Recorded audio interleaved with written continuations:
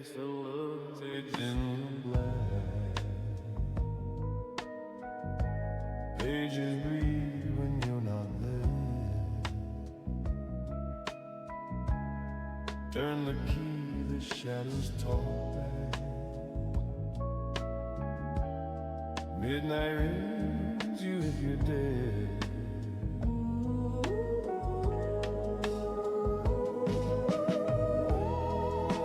One more line, one more flight into the weird unknown. It's out tonight, and the rainbows of Olive.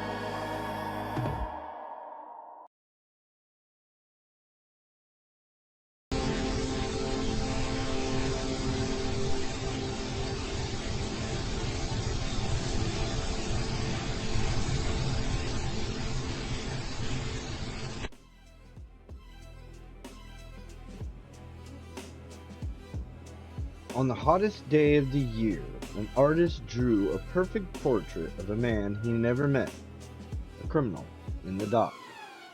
That same afternoon, he wandered into a stonemason's yard. The stonemason looked exactly like the drawing, and was carving a tombstone with the artist's name and today's date on it. They laughed nervously. "It's just a coincidence," they said. Clock struck midnight. Neither man ever left that yard. This is August Heat by W.F. Harvey. Finnestone Road, Clapham, August 20th, 1900-. I have had what I believe to be the most remarkable day in my life, and while the events are still fresh in my mind, I wish to put them down on paper as clearly as possible. Let me say at the outset that my name is James Clarence Winthencroft. I'm 40 years old, in perfect health, never having known a day's illness. By profession, I am an artist, not a very successful one, but I earn enough money by my black and white work to satisfy my necessary wants.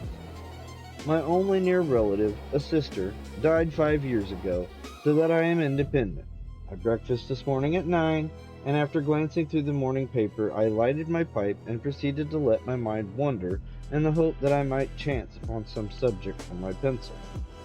The room, though door and windows were open, were oppressively hot, and I had just made up my mind that the coolest and most comfortable place in the neighborhood would be the deep end of the public swimming bath when the idea came. I began to draw. So intent was I on my work that I left my lunch untouched, only stopping work when the clock of St. Jude's struck 4. The final result for a hurried sketch was, I felt sure, the best thing I had done. It showed a criminal in the dock immediately after the judge had pronounced sentence. The man was fat, enormously fat. The flesh hung in rolls about his chin.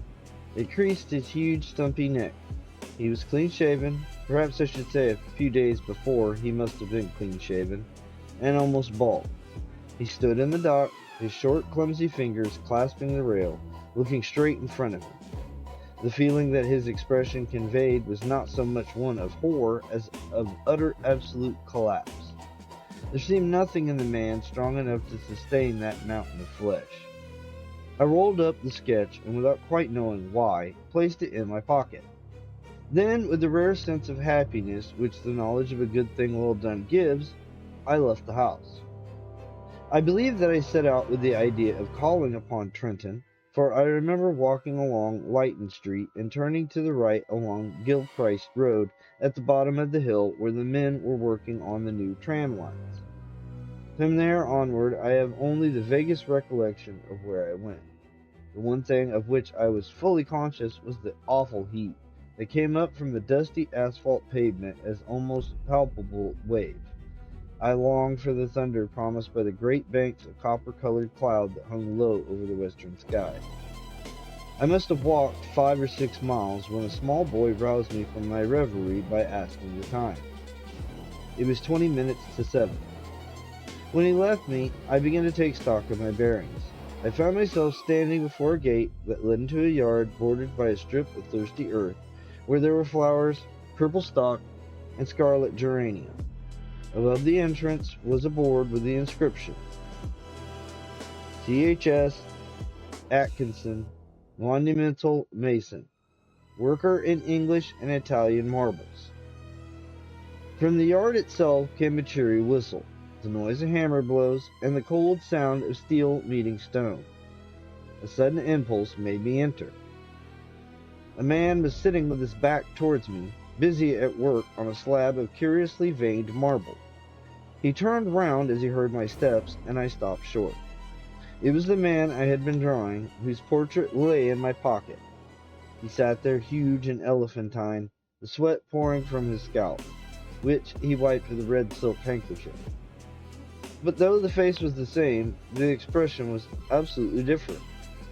He greeted me smiling, as if we were old friends, and shook my hand. I apologized for the intrusion. "Everything is hot and glary outside," I said. "It seems an oasis in the wilderness." "I don't know about an oasis," he replied, "but it certainly is hot as hell. Take a seat, sir." He pointed to the end of the gravestone on which he was at work, and I sat down.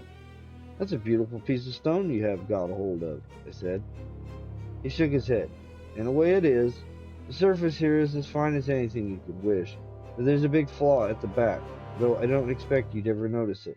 I could never make really a good job of a bit of marble like that. It would be all right in the summer like this. I wouldn't mind the blasted heat.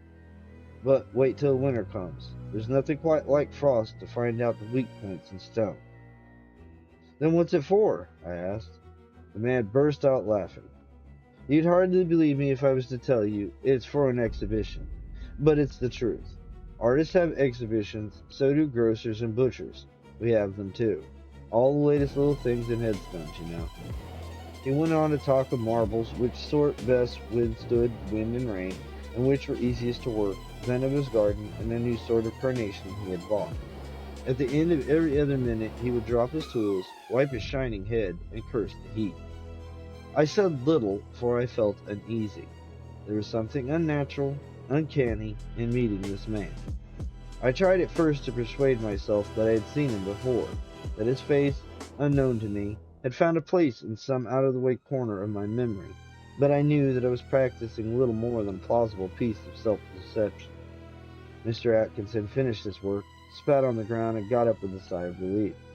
"There, what do you think of that?" he said, with an air of evident pride.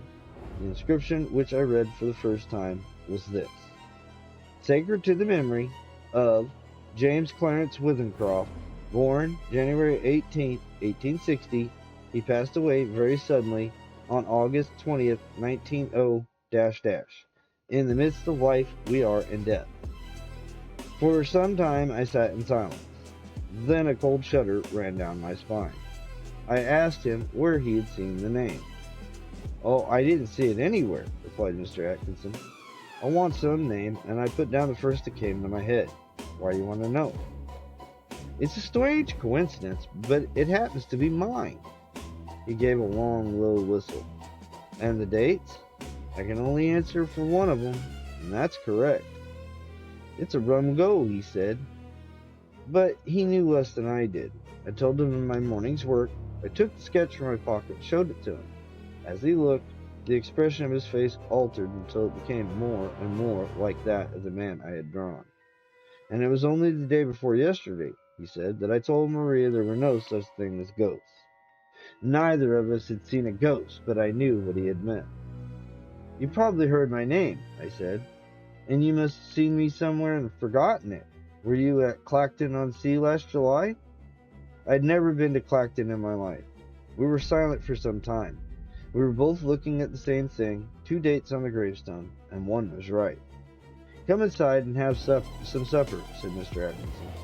His wife was a cheerful little woman with flaky red cheeks of the country bred. Her husband introduced me as a friend of his who was an artist.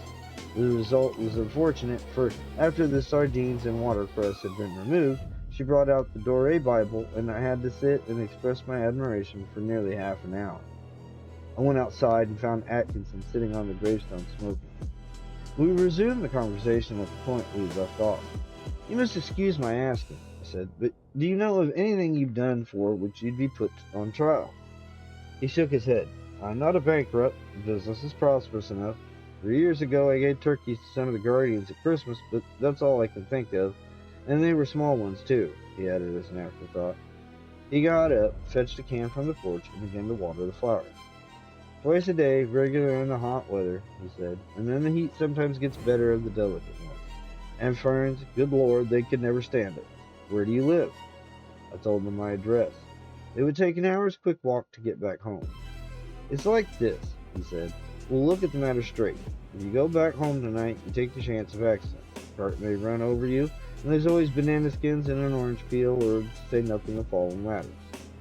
He spoke of the improbable with an intense seriousness that would have been laughable 6 hours before. But he did not laugh. "The best thing we can do," he continued, "is for you to stay here until 12 o'clock. We'll go upstairs and smoke. It may be cooler inside." To my surprise, I agreed. We were sitting now in a long, low room beneath the eaves. Atkinson had sent his wife to bed. He himself was busy sharpening some tools at a little oil stone, smoking one of my cigars the while. The air seems charged with thunder. I am writing this at a shaky table before the open window. The leg is cracked, and Atkinson, who seems a handy man with his tools, is going to mend it as soon as he has finished putting an edge on his chisel. It is after 11 now. I shall be gone in less than an hour. But the heat is stifling. It's enough to send this man mad.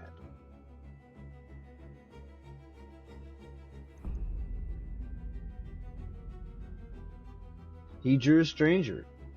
The stranger carved his tombstone that same afternoon. Date of death? Today. It was August Heat by W.F. Harvey. Thank you for joining us here at SL tonight. Hope you enjoyed the story. Like, comment, subscribe, and good night.